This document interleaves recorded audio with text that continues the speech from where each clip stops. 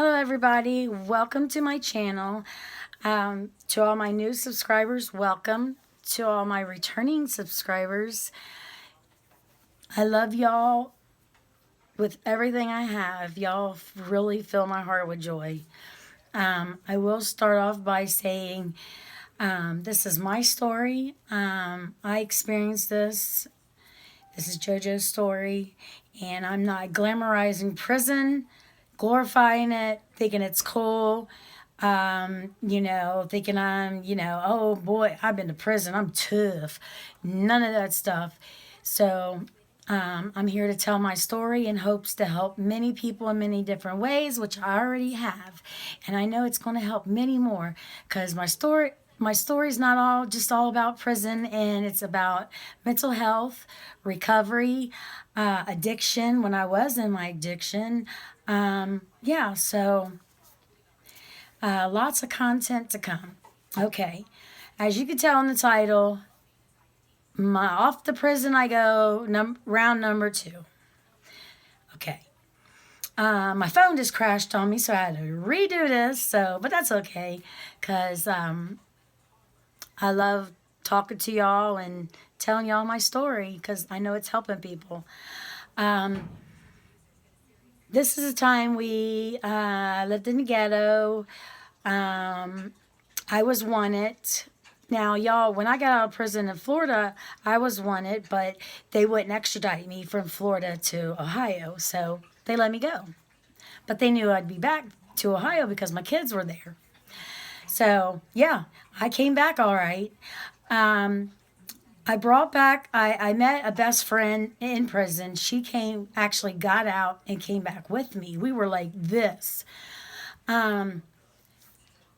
She ended up dying, y'all. She didn't die of an overdose. She died. She did do drugs, but she had diabetes really, really bad, and she wasn't taking care of herself, taking her medicine or anything. So she passed away. She was doing dishes. Everything was okay. She was just doing dishes. Turned around and looked at me. She was white as a ghost. I said her name. I said, "Are you okay?" And she says, "Yes," but shook her head no. And then next thing I know, bam, and fluid came out of her mouth. That's really hard for me to talk about. I called 911, giving her mouth to mouth. Nothing's bringing her back. They take her to hospital. She was dead like 31 minutes. They brought her back, and she was dead, y'all. They was just keeping her breathing for a minute. And then the next day, her mother told them to pull the plug from the phone. Yeah, no one came to see her except for me and my children, because we loved her. Not saying her mother didn't love her, but we was there with her. So I held her hand, and my oldest daughter held her hand when she took her last breath. But anyways, so she died, and I started up doing heroin again real bad. Y'all, I got into it real bad. That's when I got sick again. Like she was alive when I almost died with the pulmonary embolism and endocarditis on my heart. But I got sick again and got better. Was doing heroin, like really, really bad into it. Doing a lot. Like, y'all, I shouldn't even be here right now. People dying around me, like just dropping like flies. I mean, like people I knew. A friend comes over one night. She was really messed up. She didn't get messed up with me or anybody that was in my house. She was already messed up. She was fighting with her boyfriend. She wanted some girly time, and I was like, okay, that's fine. Well, she stayed all night. I woke up, found her dead. I had to call 911. And she was like stiff. There was no giving her CPR or anything. She was stiff, dead, had cold, like turning, you know what I mean? Um, excuse me. So had to call 911, and um, I was sick again with an infection from shooting up. Um, and I stayed. I stayed around. Like I knew when they was going to ask me, you know, what happened and stuff, because I didn't want no one to like get in trouble, like because we didn't do anything. We didn't, like, all we did was let her stay all night and talk to her and try to make her feel better about her boyfriend and her fighting. You know, we had some girl time and stuff like that. But anyway, the cops came and they put us all in the back of different cars and asked of all the story, you know, asked what happened to each individual separately, and we all had the same story because that's what really happened. But anyway, she asked me my name, and she's like, "You on probation, or you want it or anything?" I'm like, "No, no, no." I don't know why I said no, because I knew she was going to find, the cop was a lady. I knew she was going to find out. So I told her, and she was like, "You know, you're wanted. You got a warrant." I'm like, "Yeah, I knew that." She was like, "Why didn't you just tell me that?" Anyway, I go to jail, and I go to court. Or no, I go to jail. The jail would not even accept me in there because my infection was so bad. They made the cop take me to the hospital. So they took me to the hospital. They admitted me. I think I was in there about a week. And then for some reason I didn't run. I could have ran. I didn't have no cop outside my door or anything. No. I was tired. I knew I was going to be the next one to die. Like, I knew this in my gut. I knew it. So I stayed. And then the county jail accepted me. Well, I go to court, and the judge is like, "Well, nice to see you." Because I had been running for a long, long time. Nice to see you. He says, "Well, I was facing 5 years. Well, yeah, about 5 years, because 5 different charges, a year on each charge." He says, "Since you turned yourself in, I'm going to give you a break." And he gave me like a year and a couple months, it came out to be. So off the prison, I go again. So I get to prison, I get to Marysville. I've been to prison before, but each prison is different.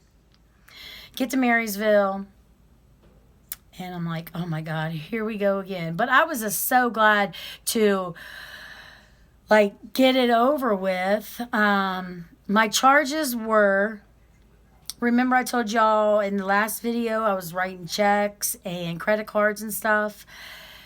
That's the charges. They were like, I committed this crime in the year of 2001, and this was 2013.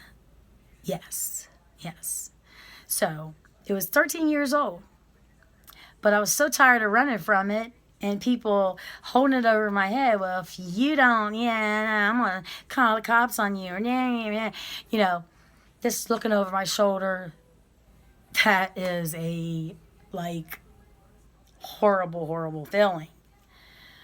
So I was sad, but kind of happy that, hey, you know, get this over with. You know what I mean? So I get there, get to Marysville, and have to do like 30 days in admissions. Admissions, y'all, is a dorm of, I don't know how many people, like at least 100, on like a couple hundred, but like A and B side type stuff. You're not allowed to buy canteen,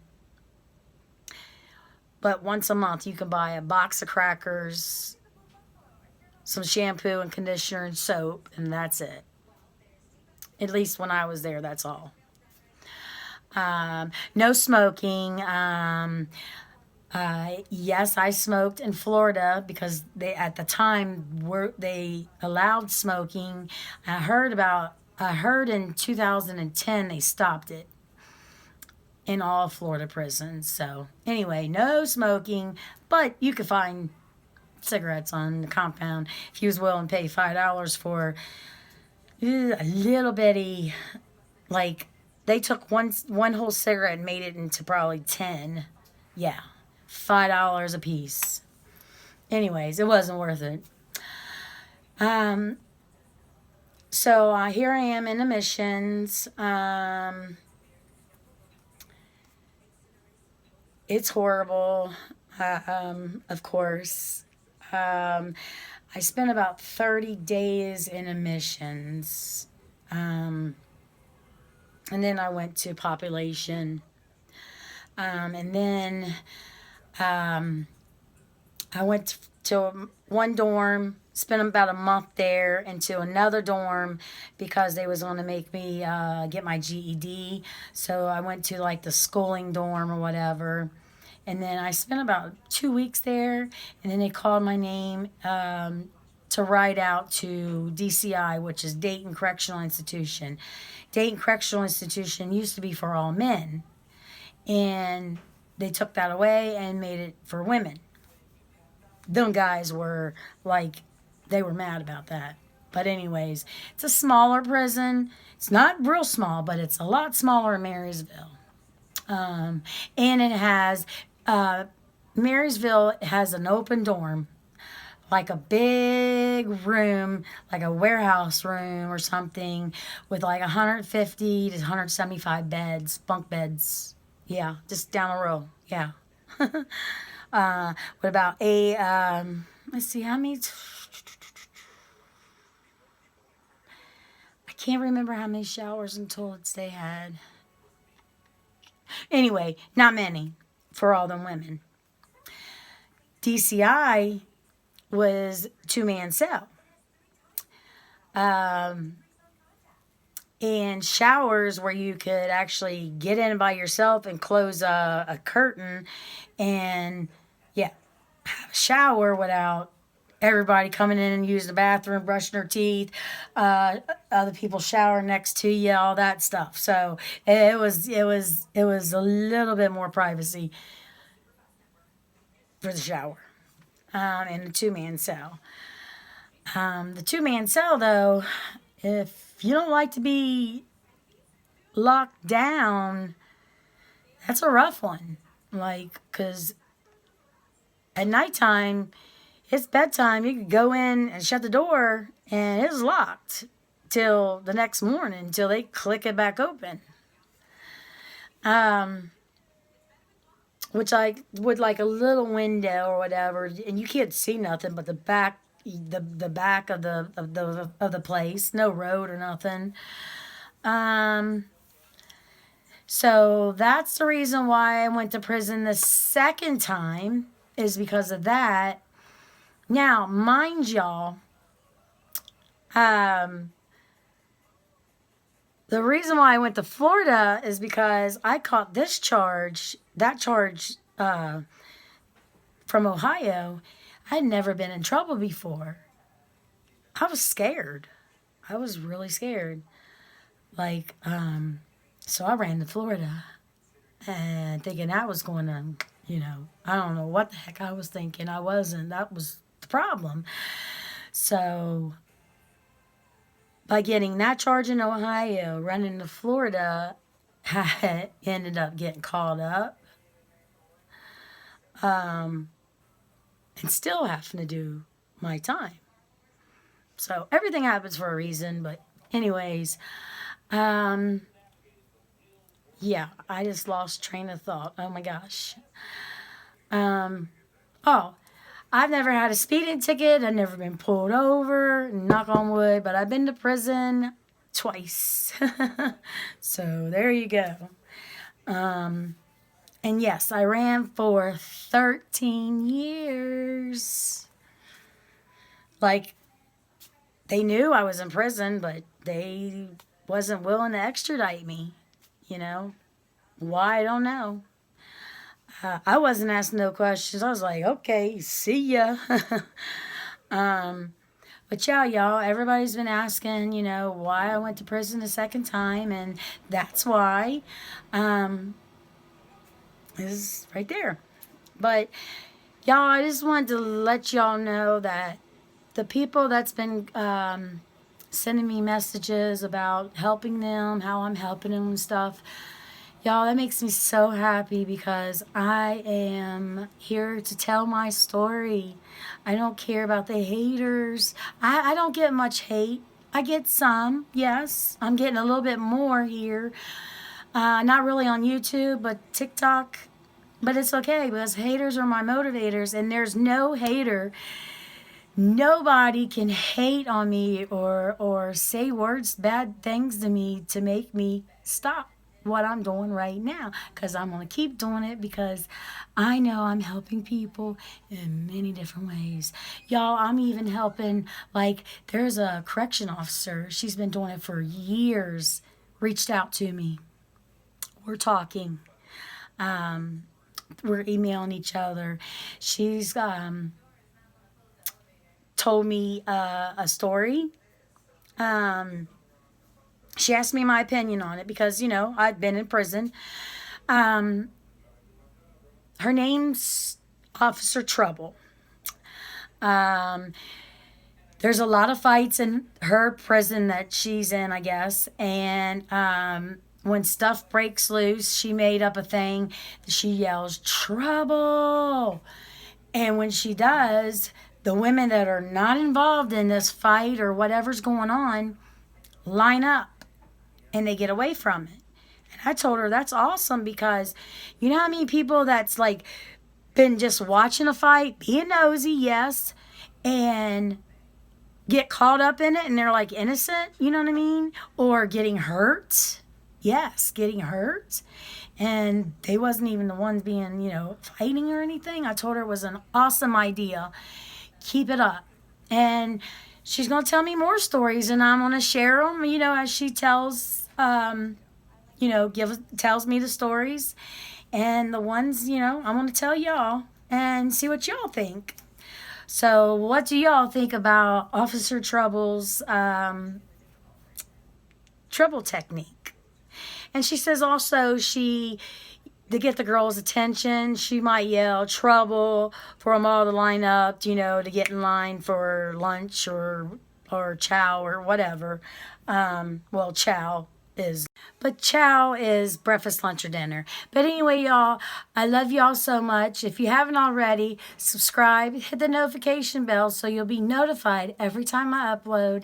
And I look forward to bringing y'all so much content. And if you know anyone that needs to hear this, you think it would help, show them this. And just know, I love y'all so, so, so much. And also, people's been asking for me to get a P.O. box. I'm going to get that soon. But y'all, I love you. Remember, be kind to yourself, be kind to others, because you never know what somebody else is going through. Even if you give them a smile, you might save somebody's life by giving them a smile. You never know. Remember that God loves you, and so do I. Until next time, y'all. Bye.